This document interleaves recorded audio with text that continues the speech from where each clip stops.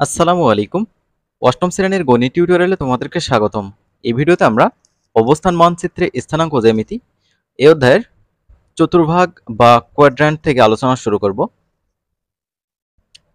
এখানে ডান পাশে চিত্র 6.8 দেখতে পাচ্ছ। এই চিত্রটা তোমাদের বুঝিয়ে দেব, তাহলে তোমরা ছক 6.3 কিভাবে পূরণ করতে হবে সেটি বুঝতে পারবা। তো ছক 6.3ও আমি পূরণ করে দেব। এখানে একটু খেয়াল করতে হবে, এটা হচ্ছে মূলবিন্দু, যেটাকে ও দিয়ে চিহ্নিত করা হয়েছে। তারপর ডান দিকে এটা হচ্ছে এক্স অক্ষ, আর মূলবিন্দু থেকে বামের দিকে এক্স অক্ষের ভ্যালু মাইনাস। আমি আবারও বলি, মূলবিন্দু থেকে ডানের দিকে এক্স অক্ষের ভ্যালু পজিটিভ, মূলবিন্দু থেকে বামের দিকে এক্স অক্ষের ভ্যালু নেগেটিভ। এবার মূলবিন্দু থেকে উপরের দিকে দেখতে পাচ্ছ ওয়াই অক্ষ, নিচের দিকেও ওয়াই অক্ষ, কিন্তু মূলবিন্দু থেকে উপরের দিকে ওয়াই অক্ষের মান পজিটিভ বা ধনাত্মক, মূলবিন্দু থেকে নিচের দিকে ওয়াই অক্ষের মান ঋণাত্মক। এটা মনে রাখলেই চলবে। এখানে দেখো, এটা হচ্ছে প্রথম চতুর্ভাগ, এটা দ্বিতীয় চতুর্ভাগ, এটা তৃতীয় চতুর্ভাগ, এটা হচ্ছে চতুর্থ চতুর্ভাগ। এটাকে মনে রাখতে হবে ঘড়ির কাঁটার বিপরীতে, প্রথম, দ্বিতীয়, তৃতীয়, তারপর চতুর্থ, এভাবে। দেখো প্রথম চতুর্ভাগে এখানে দেখো এক্স অক্ষ পজিটিভ, ওয়াই অক্ষ পজিটিভ, তাহলে দুটোই প্লাস, এক্স এর মান প্লাস, ওয়াই এর মানও প্লাস, তাহলে এখানে আমরা লিখতে পারি প্লাস কমা প্লাস। এবার তাকাও দ্বিতীয় চতুর্ভাগে, দেখো এক্স অক্ষের মান মাইনাস, তাহলে আমরা প্রথমে মাইনাস দেব, তারপর কমা দেব। আবার দ্বিতীয় চতুর্ভাগে ওয়াই অক্ষের মান প্লাস, এই জন্য আমরা পরে প্লাস দেব। আশা করি বুঝতে পারতেছো। এবার তৃতীয় চতুর্ভাগের দিকে খেয়াল করো, এক্স অক্ষের ভ্যালু এখানে নেগেটিভ, তাহলে প্রথমে আমরা মাইনাস দেব। এখানে ওয়াই অক্ষের ভ্যালুও নেগেটিভ, ঠিক আছে। এবার চতুর্থ চতুর্ভাগের দিক খেয়াল করো, এক্স অক্ষের মান পজিটিভ, তাহলে আমরা প্রথমে প্লাস দেব। এখানে ওয়াই অক্ষের ভ্যালু নেগেটিভ, মাইনাস দেব। প্রথমে যেটা থাকে সেটা এক্স অক্ষের মান, পরে যেটা থাকে সেটা ওয়াই অক্ষের মান। এক্স অক্ষের মানকে ভুজ বলা হয়, ওয়াই অক্ষের মানকে কোটি বলা হয়, মনে রাখবা। তাহলে চতুর্ভাগ প্রথম, এক্ষেত্রে ভুজের চিহ্ন এখানে প্লাস, তোমরা এখানে প্লাস দেব। কোটির চিহ্নও প্লাস, প্লাস দেব। তারপর দ্বিতীয় চতুর্ভাগ, এক্স অক্ষের ভ্যালু বা ভুজের ভ্যালু এখানে মাইনাস, তো এখানে মাইনাস দেব। তারপর দ্বিতীয় চতুর্ভাগে কোটি বা ওয়াই অক্ষের ভ্যালু বা চিহ্নটা প্লাস। এবার তৃতীয় চতুর্ভাগ দেখো, এখানে ভুজের চিহ্ন মাইনাস, কোটির চিহ্নও মাইনাস, তাহলে এখানে লিখবো মাইনাস মাইনাস। এবার চতুর্থ চতুর্ভাগের দিক খেয়াল করো, ভুজের চিহ্ন পজিটিভ বা প্লাস, কোটির চিহ্ন মাইনাস, তাহলে এখানে লিখবো প্লাস মাইনাস। আশা করি তোমরা বুঝতে পেরেছো এটা কিভাবে সলভ করতে হবে, খুবই সহজ একটা বিষয়। তো এখানে লাইন বাই লাইন পড়ার কোনো মানেই হয় না, আমি মনে করি পড়লে ভালো হয়। আমি সেটা দেখাচ্ছি না, কারণ ভিডিওতে টাইম বেশি যায়। এবার দেখবো আমরা দুটি বিন্দুর দূরত্ব, দুটি বিন্দুর মধ্যে দূরত্ব কতটুকু সেটা আমরা কিভাবে বের করব। সেটা পিথাগোরাসের উপপাদ্য ব্যবহার করে আমরা বের করতে পারি। অতিভুজ স্কয়ার সমান লম্ব স্কয়ার প্লাস ভূমি স্কয়ার। এখানে চিত্র 6.9 দেখতে পাচ্ছ, এটার দিকে আমরা খেয়াল করি। মূলবিন্দু থেকে এটা এক্স অক্ষ, ডানের দিকে প্লাস, এটা বামের দিকে মাইনাস। মূলবিন্দু থেকে উপরের দিকে অয় অক্ষের মান প্লাস, মূলবিন্দু থেকে নিচের দিকে অয় অক্ষের মান মাইনাস। মূলবিন্দুর স্থানাঙ্ক 0 0, এখানে দেখতে পাচ্ছ 0 0 লেখা আছে, এটা কিন্তু এই জায়গাটা। এখানে পি বিন্দুর স্থানাঙ্ক দেখো 3,4 দেওয়া আছে, আর বিন্দুর স্থানাঙ্ক 9,4 দেওয়া আছে, তারপর কিউ বিন্দুর স্থানাঙ্ক 9,7 দেওয়া আছে। এখন এখানে বলছে ধরো xy সমতলে চিত্র 6.9 p 3,4 q 9,7 দুটি বিন্দু তাহলে পি বিন্দু থেকে এক্স অক্ষের সমান্তরাল করে পি আর রেখাংশ, এখানে এই যে পি আর রেখাংশ দেখতে পাচ্ছ, তারপর কিউ বিন্দু থেকে ওয়াই অক্ষের সমান্তরালে কিউ আর রেখাংশ আঁকি। এই তো কিউ আর রেখাংশ আঁকা হয়েছে। তাহলে আর বিন্দুতে ছেদ করে, এই দুটো কি করে, পি আর কিউ আর আর বিন্দুতে ছেদ করে। সুতরাং ত্রিভুজ পি কিউ আর একটি সমকোণী ত্রিভুজ। তো এখানে একটা কোণ সমকোণ বা 90 ডিগ্রি দেখতে পাচ্ছ, এই কারণে এটা সমকোণী ত্রিভুজ। তাহলে পি ও কিউ বিন্দুদ্বয়ের দূরত্ব নির্ণয়ের ক্ষেত্রে ত্রিভুজ পি আর কিউ সমকোণী ত্রিভুজটি বিবেচনা করো। অর্থাৎ এই পি বিন্দু থেকে কিউ বিন্দু দূরত্ব কতটুকু, এইটার ডিস্টেন্সটা বের করতে হবে। এবার বলো তো আর বিন্দুর স্থানাঙ্ক কত? তো আর বিন্দুর স্থানাঙ্কটা কিভাবে বের করব? লক্ষ্য করো, পি আর রেখাংশটি এক্স অক্ষের সমান্তরাল হওয়ায় রেখাংশটির প্রত্যেক বিন্দুর কোটি সমান। একইভাবে কিউ আর রেখাংশটি ওয়াই অক্ষের সমান্তরাল হওয়ায় তাদের ভুজ সমান। সুতরাং আর বিন্দুর স্থানাঙ্ক 9,4। এখানে পি ও আর বিন্দুদ্বয়ের কোটি একই থাকায় পি ও আর বিন্দুদ্বয়ের মধ্যবর্তী দূরত্ব হবে বিন্দু দুটির ভুজদ্বয়ের অন্তরের সংখ্যাগত মান। তাহলে পি আর কিভাবে বের করব? পি থেকে আর, যেহেতু এখানে কোটিদ্বয় সমান, তাই ভুজদ্বয়ের অন্তর আমরা বের করতে পারি।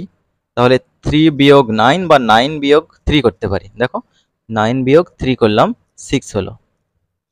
একইভাবে আর কিউ, এই আর কিউ বের করব। এখানে দেখো ভুজ সমান 9 9, ভুজ সমান, তাহলে কোটিদ্বয়ের অন্তর করতে হবে। কোটি হচ্ছে এখানে 7, এখানে 4, তাহলে বড়টা থেকে ছোটটা বিয়োগ করি, 7 বিয়োগ 4 হচ্ছে 3।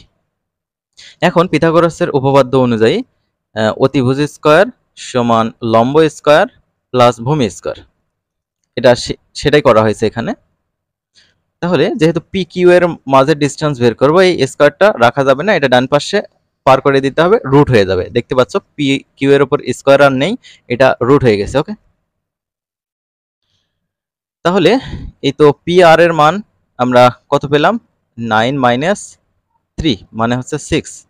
তাহলে এখানে 9 মাইনাস 3 হোল স্কয়ার প্লাস আর কিউ এর মান 7 মাইনাস 4 হোল স্কয়ার। তাহলে 9 মাইনাস 3 মানে হচ্ছে 6, 6 এর উপর স্কয়ার মানে 36, 7 মাইনাস 4 মানে হচ্ছে 3, 3 এর উপর স্কয়ার মানে হচ্ছে 9। তাহলে রুট ওভার 36 প্লাস 9 হবে রুট ওভার 45। তাহলে এই 45কে আমরা এভাবে লিখতে পারি না, 9 ইন্টু 5 অর্থাৎ 5 নং 45 এভাবে লিখতে পারি। এই রুটটা একবার 9 এর উপর দেওয়া যায়, এই রুটটা একবার 5 এর উপর দেওয়া যায়। 9 এর উপর রুট মানে হচ্ছে 3, এটা কারণ 3 3কে 9, আর 5 এর উপর রুট মানে দশমিক আসে, ওই রকমই রাখা হয়েছে। তাহলে পি থেকে কিউ এর মধ্যবর্তী দূরত্ব হল 3√5 এত একক। আশা করি এটা বুঝতে পেরেছো। তো আমরা পরবর্তী কাজে যাব, সেগুলো আরো সহজে বোঝানোর চেষ্টা করব ইনশাল্লাহ। তো এখানে খেয়াল করো, এখানে বলা আছে নিচের ছকে কিছু বিন্দুর স্থানাঙ্ক দেওয়া আছে, এদের মধ্যবর্তী দূরত্ব নির্ণয় করো। প্রথম বিন্দু দেওয়া আছে, দ্বিতীয় বিন্দু দেওয়া আছে, ভুজদ্বয়ের পার্থক্য, কোটিদ্বয়ের পার্থক্য। এখানে খেয়াল করো, প্রথম বিন্দু হচ্ছে বি বিন্দু, দ্বিতীয় বিন্দু দেওয়া আছে মূল বিন্দু অর্থাৎ 0 0। তাহলে ভুজদ্বয়ের পার্থক্য আমরা কিভাবে বের করব? এখানে 0 ভুজ আর এখানে হচ্ছে -8। তোমরা চাইলে -8 বিয়োগ 0 করতে পারো, আবার 0 বিয়োগ -8ও করতে পারো। উভয় ক্ষেত্রে কিন্তু একই উত্তর চলে আসবে যখন তোমরা দূরত্ব বের করবা, কোনো সমস্যা নেই। ঠিক আছে? তো তাহলে তোমাদের একদম উত্তরে নিয়ে যেয়ে আমি এগুলো দেখিয়ে দিচ্ছি। তাহলে এখানে দেখো 0 -8 সেটি করা হয়েছে, ভুজদ্বয়ের পার্থক্য 0 -8। তাহলে 0 মাইনাস মাইনাস গুণ করলে প্লাস, তাহলে 0-র সাথে 8 যোগ করলে ওই 8 হবে। এবার আমরা কোটিদ্বয়ের পার্থক্য করব, 0 -4, তাহলে 0 থেকে 4 বিয়োগ করলে এই যে -4 হবে। তাহলে দূরত্ব আমরা কিভাবে বের করা শিখলাম? রুট ওভার ভুজদ্বয়ের পার্থক্য স্কয়ার প্লাস কোটিদ্বয়ের পার্থক্য স্কয়ার। তাহলে রুট চিহ্নটা দিলাম, দেওয়ার পর ভুজদ্বয়ের পার্থক্য হচ্ছে 8 তার উপরে স্কয়ার প্লাস কোটিদ্বয়ের পার্থক্য -4 তার উপরে স্কয়ার। তাহলে 8 এর উপর স্কয়ার মানে 8 8 64, -4 এর উপর স্কয়ার মানে 16। তাহলে 64-র সাথে যদি আমরা 16 যোগ করি তাহলে হবে 80। তাহলে রুট ওভার 80, এটা হচ্ছে উত্তর। তো তোমরা চাইলে ক্যালকুলেটরের সাহায্যে রুট ওভার 80 ছাড়াও তোমরা এই মানটা লিখতে পারো, 4√5ও লিখতে পারো অথবা 8.94 এটাও লিখতে পারো সমান দিয়ে। ওকে, কোনো সমস্যা নেই, ওভাবে রাখলেও চলবে। এবার দেখো, এ বিন্দু 4.4,6, বি বিন্দু হচ্ছে -8,4। এ ও বি বিন্দুর দূরত্ব বের করতে হবে। তাহলে ভুজদ্বয়ের পার্থক্য দেখো, -8, তারপর মাইনাস চিহ্ন দিলাম 4, তাহলে 4 লিখলাম, -8 -4 হবে -12। এবার কোটিদ্বয়ের পার্থক্য দেখো, এখানে দেখো 4 তারপর হচ্ছে 6, তাহলে 4 বিয়োগ 6 হচ্ছে -2। ওকে, তাহলে রুট ওভার চিহ্ন দিলাম। তাহলে ভুজদ্বয়ের পার্থক্য স্কয়ার মানে হচ্ছে এই যে 12 হোল স্কয়ার প্লাস -2 এটা হোল স্কয়ার। -12 এর উপর স্কয়ার করলে হবে 144, আর -2 এর উপর স্কয়ার করলে হবে 2 দুগুণে 4। তাহলে 144 এর সাথে 4 যোগ করলে 148। তাহলে এখানে রুট ওভার 148 আমাদের উত্তর লেখা যায়। তো আমরা এটা অন্যভাবেও রাখতে পারি, এভাবে রাখতে পারি, রুট ওভার 148 সমান 2 রুট ওভার 37। এটা সমান আমরা 2√37 এভাবেও রাখতে পারতাম, কোনো সমস্যা নেই। এখন আমরা তারপরে দেখব বি। ধরো বি একটা বিন্দু, এই একটা বি বিন্দু, আর সি হচ্ছে এই একটা বিন্দু। বি ও সি বিন্দুর মধ্যে কতটুকু দূরত্ব সেটা আমাদের বের করতে হবে। তাহলে ভুজদ্বয়ের পার্থক্য 2, তারপর বিয়োগ দিলাম -8। তাহলে মাইনাস আর মাইনাস গুণ করলে প্লাস হবে, 2 এর সাথে 8 যোগ করলে 10। ওকে, এবার কোটিদ্বয়ের পার্থক্য 3 বিয়োগ 4 -1। ওকে, তাহলে রুট ওভার ভুজদ্বয়ের পার্থক্য স্কয়ার প্লাস কোটিদ্বয়ের পার্থক্য স্কয়ার। তাহলে 10 এর উপর স্কয়ার প্লাস -1 এর উপর স্কয়ার। 10 এর উপর স্কয়ার মানে 10 10 100, -1 এর উপর স্কয়ার মানে 1 গুণ 1 মানে হচ্ছে 1। তাহলে 100 আর 1 যোগ করলে হবে 101, রুট ওভার 101, এটাই উত্তর। এবার আমরা ডি ও ই বিন্দুর দূরত্ব দেখব। ধরো ডি এটা একটা বিন্দু, ধরো ই হচ্ছে এখানে। এই দুটো বিন্দুর মধ্যে দূরত্ব কত? ভুজদ্বয়ের পার্থক্য দেখো, -3 পার্থক্য মানে বিয়োগ দিলাম এই যে 2। ওকে, তাহলে -3 -2 হচ্ছে -5। ওকে, এবার কোটিদ্বয়ের পার্থক্য, তাহলে 2 বিয়োগ -3। ওকে, তাহলে মাইনাস মাইনাস গুণ করলে প্লাস, 2 এর সাথে 3 যোগ করলে হবে 5। তারপর এখানে রুট ওভার দিলাম ভুজদ্বয়ের পার্থক্য স্কয়ার, -5 এর উপর স্কয়ার প্লাস কোটিদ্বয়ের পার্থক্য স্কয়ার অর্থাৎ 5 এর উপর স্কয়ার।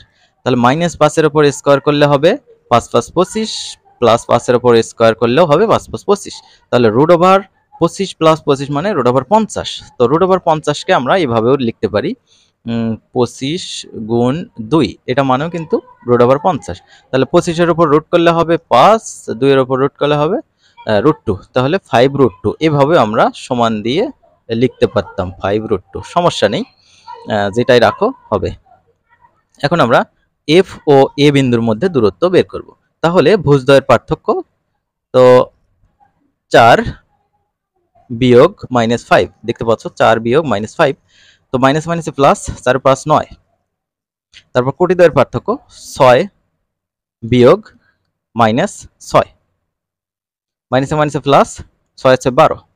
তাহলে রুট ওভার ভুজদ্বয়ের পার্থক্য স্কয়ার, এই তো 9 এর উপর স্কোয়ার প্লাস কোটিদ্বয়ের পার্থক্য স্কোয়ার অর্থাৎ 12 স্কোয়ার। তাহলে 9 9 81, 12 12 144, অর্থাৎ 9 এর উপর স্কোয়ার মানে 81, 12 এর উপর স্কোয়ার করলে হবে 144। 144 এর সাথে 81 যোগ করলে হবে 225, রুট ওভার 225। রুট ওভার 225 মানে হচ্ছে একদম